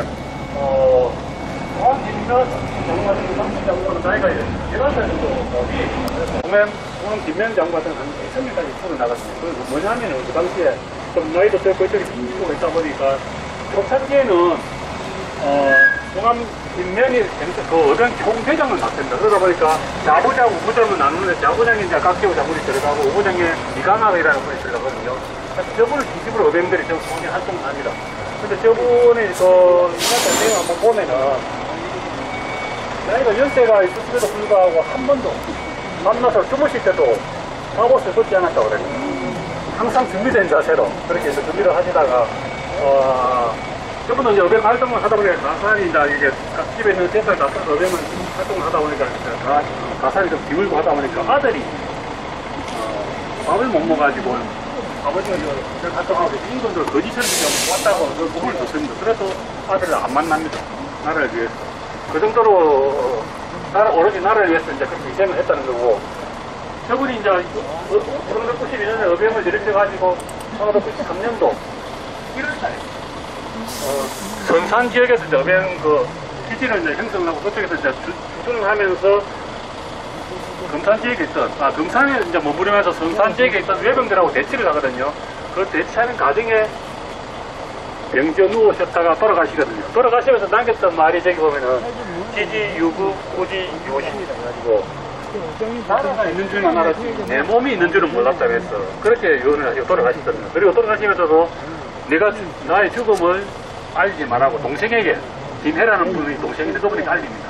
내가 죽었다 그러면 또 여병들이 약간 혼란스러워하고 동요할 수 있으니까 너 죽음을 알리지 말라 그래요. 우리가 나의 죽음을 적들에게 알리지 말라는 우리 이수진 장군은 알고 있는데 그보다 먼저 죽음을 적에게 알리지 말라고 요언을 했던 분이 또 공항 김면이라고 이렇게 생각하겠습니다. 여기 보면 뒤에 이제 건물들이 있는데 보면은 들어가는 저 상문이 있고 뒤에 보면은 평무각이 있고 안에 들어가면 서문이 있고 그리고 사당이 있습니다. 서문은 잘 아시죠, 그죠? 서문은 요즘 지으면은 학교입니다, 학교.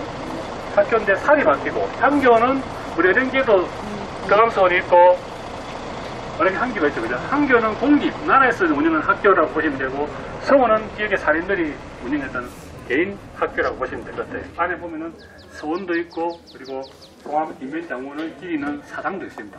한번 들어가서 사당도 한번 보고, 사당도 보고, 그렇게 하겠습니다. 자, 들어가실 때 항상 오른쪽으로 들어가시고, 나오실 때도 항상 오른쪽으로 나오시면 돼요. 우리가 무슨 뭐 제실이라든지 또 충이라든지 들어갈 때 항상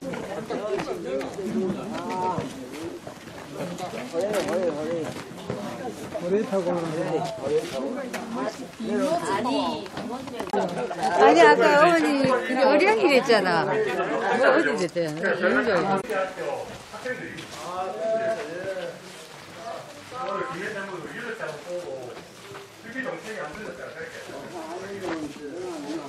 이거는 이제 어렸다는 뉴스가 이제 답답하고 있거든요. 이거는 뭐 역사 공개하시는 거예요.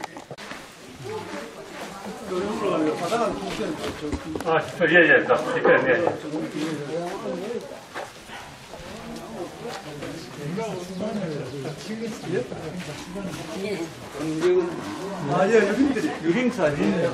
돌 위에서 하다가 지금 이제 돌 위에서 그것도 몰고 이것도 먹고 이러는데 유림에서 네, 유림에서 많이 합니다.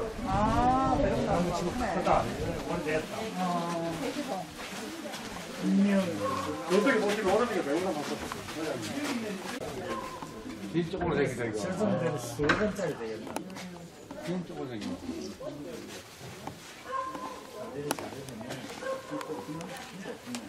여기는 가지를 잘하고 있네. 저는 이제 뭐 가지는 그래서 지원을 받아서 하더라고요. 여기 아마 김산철이 김치는 안 했을 거죠. 그거 오늘 김치를 김산철 김치를 대놓고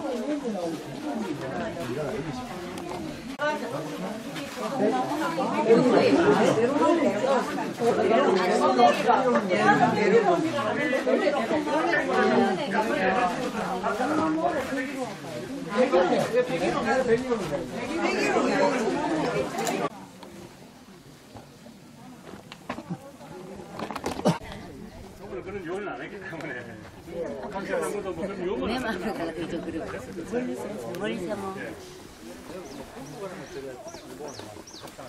여기도 아마 그 보면은 보호해가지고 쌓는 거 화품 갖고 보면 양쪽으로 저렇게 무늬석이 쓰다 있고 밑에는 또 망주 써. 옛날에 했던 건 이제 없어지고 해서 지금 반대로 하는 거예요. 김치는 또 김회장은 보랭김치.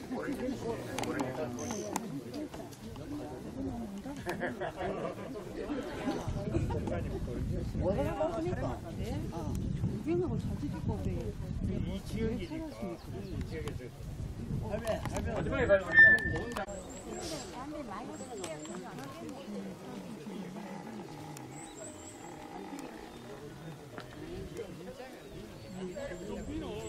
그 최대공이 쓴 것이고요.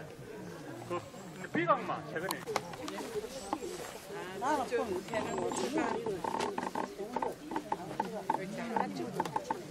근데 해는 습관을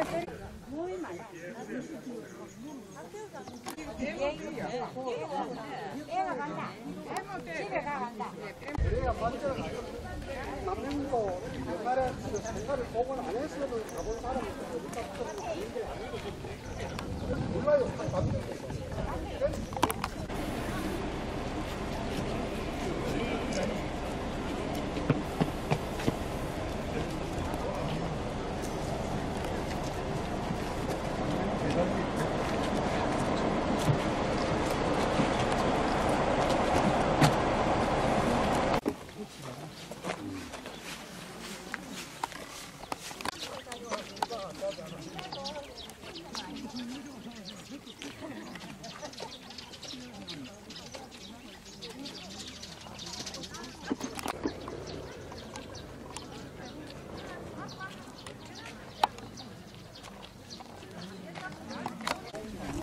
저쪽에 계속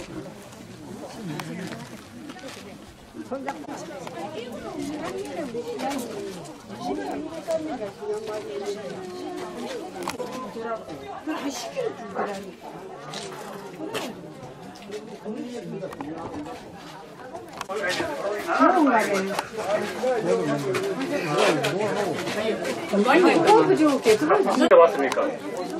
우리가 각제우 장관하고 활동한 그 장령들이 17장령이 있는데 그 중에서 주교 오은 장군이라고 있습니다. 예. 아 그래 예. 그 내가 허실 장군도 아까 뭐 이야기하셨습니까? 예. 오은 장군도 내가 같은 친척입니다. 주교 오은 선생도 그쪽 집안으로 장가를 가거든요.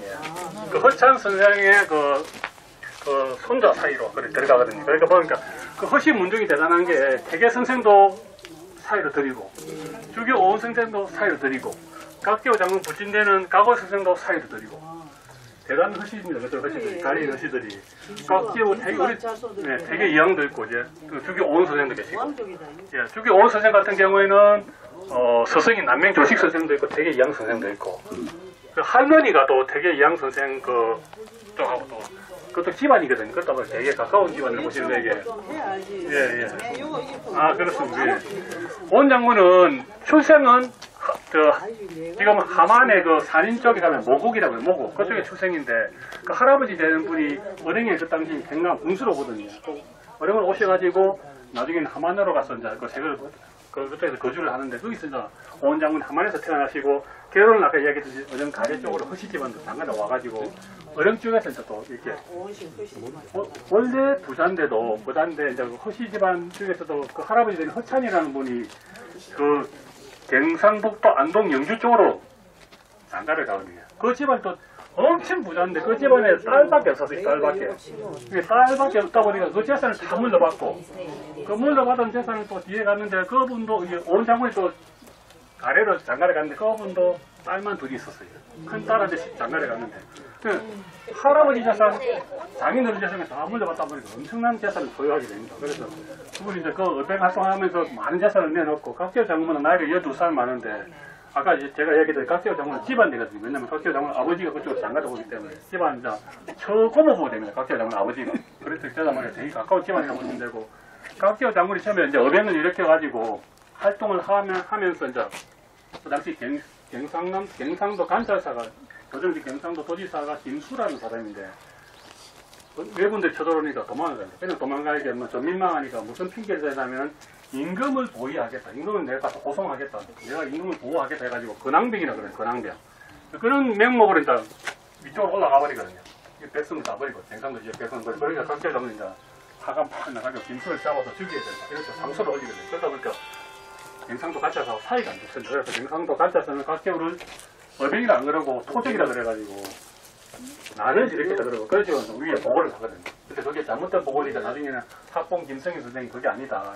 어병이다 이런 식으로 해가지고 나중에 그 중재를 합니다만 각지의 장은 이제 토적으로 몰리니까 이제 어병하기를 포기하고 처음에 이제 지리산 들어가지고 사숙에서 이제 그냥 공부하고 지낼까 싶어가지고 가래 쪽으로 쏙 걸어가는데 온 장군께서 이제 각지의 장군을 이제 그런 이제 가까운 그 시식하니까 이제 각지의 장군 부릅니다. 그래가지고 이제 이유를 물어보고 해가지고 아 그러면 안 된다고 해가지고 그래서 달래가지고 어병 활동을 더 할 수 있게끔 이렇게 자기가 밑에 있던 노비도 내놓고 재산도 내놓고 말도 내놓고 해가지고 어병을 더 열심히 하도록 자기가 적극적으로 60명이 밀어주면서 자기는 그 당시에 그랬어요. 청주 목사, 강주 목사까지 했거든요. 상당히 상품 이상 높은 것을 했음에도 불구하고 자기는 또 집안의 어른임에도 불구하고 그때 외연거리거든요. 12살 많아요. 그럼에도 불구하고 각교 장군 밑에 들어가서 내가 그렇게 활동을 할 테니까 명장으로 추진을 하면서 각교 장군이 외박을 그렇게 성성잡고 할 수 있도록 밀었던 분이 오은 장군으로 상당히 배운 분이지만 자기는 좀 낮추지 않고 겸손할 줄 알고 뜻과 그리고 문을 이렇게 다 겸비한 사람 이분이라고 보시면 그래서 지금 원래는 이제 고창 옷인데 어른 쪽에서 그렇게 많이 활동하시다가 이제 지금은 한 300년 전에 후손도 이쪽으로 내려왔어요. 그러니까 온 장군이 이쪽에서 실제로 생활한 건 아니고 이제 후손도 이쪽으로 옮겨오다 보니까 종택이 이쪽에 있는 겁니다. 지금 이 종택에 계시는 큰 맨을 올해 나이가 좀 드신데 지금 아마 옆에 집 짓는다고 아마 옆에 가셨을 겁니다. 저기가 계시고 그리고 지금 남아있는 그 우리가 17어병장하고 각계 장군 비롯한 17어병장 중에서 그런 유품들이 국가 보문도 지정된 게 각계 장군 유물 일가리 보문도 지정된 게 박물관이 있고 그리고 일본 오은 장군 관련 유물들도 지금 보문도 지정되어 있거든요. 요 안에 지금 보면은 지금 이렇게 수장고처럼 만들어가지고 전시는 안 되고 보관만 하고 있거든요. 다른 분들 어병장들은 그렇게 많이 활동을 했음에도 불구하고 이렇게 제대로 이게 저기 맥맥이 그런 유품들이 이제 내려오지 못하고 중간에 막 단절되고 쓰지고 했는데 이분들은 이 문중에서는 그걸 다 보관을 하고 계시거든요. 그래서 아마 올해 저희들이 10월달에 박물관 지금 옆에 하나 건물 하나 더 짓고 있거든요. 그때 할 때는 여기 있는 보물들 저희 옮겨와가지고 전시를 할 건데 그때 한번 또 다시 모시고 한번 한번 공개를 하게 됩니다. 오늘 마지막으로 이제 이쪽으로 오셨는데 우리 이거 정부 되시는 분 어머님 나와 계시네요. 요 큰 면인데 지금 정택에 온 장군 그 구성 중에 박수 한번 주시죠. 예, 한번 들어가서 보고 갔지. 예. 자제분들 지금 목표에 오영훈 선생님하고 저분 이제 한국 국학기능원에서 이런 관련해서 공부도 하고 계시고 또 많은 또 후손들 활동을 하고 계십니다. 안에 들어가서 잠깐 집 구조를 한번 보고 그래요. 오시도 봤어요. 오창오시. 오창오시가.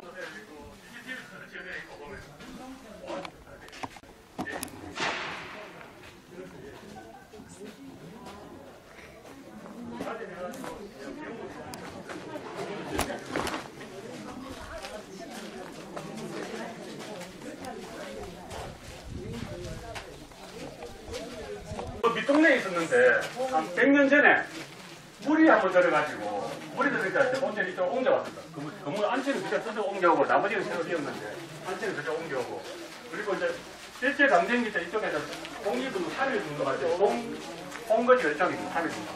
그리고 6.25 때는 인민군대처럼 여기서 와가지고 자기들 그 공무지를 썼다고 그래요.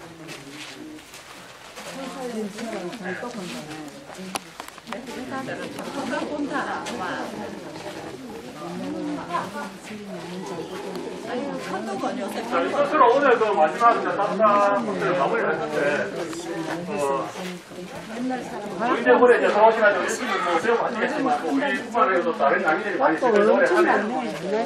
대학 수료 생활 잘 하시고요. 또 다음에 기회가 되시면은, 이제 방문에 오셔가지고, 오늘 전시실은 안 돌아갔잖아요. 이제 전시실도 한번 보고, 10월달에 저희들이 아까 이야기 드렸듯이, 제2전시관 개관하면 도저히 이제 입학교부들이 공개를 하고, 그 당시에 또 독립운동을 했던 분들, 독립운동하서 백산 아니었 선생님도 있고, 남자 이우식 선생님도 있고, 모르 이거문 선생님, 많은 의리게 활동한 분들이 있고, 이 그분들까지는 다른 것도 이렇게 공개를 할 테니까, 10월달에 또 박물관에서 한번 여러분들 모시고, 그렇게 또 강의를 하든지, 다른 자리에 한번 받으시고, 오늘 많이 고생하실 거예요. 저희 박물관에서,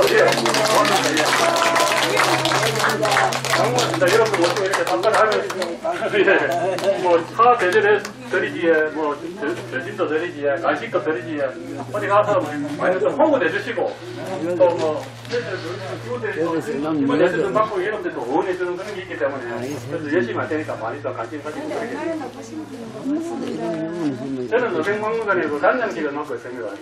그래서 우리 교수님 만나면 박물관에서 열심히 하는 거 아니든 이야기 좀 해주시면은, 열심히 합니다. 근데 내가 실제 갖고는 안 돼도. 저는 김상철입니다. 예, 고생 많았습니다, 여러분. 예, 수고 많았습니다. 너무 잘했는데 잘했어.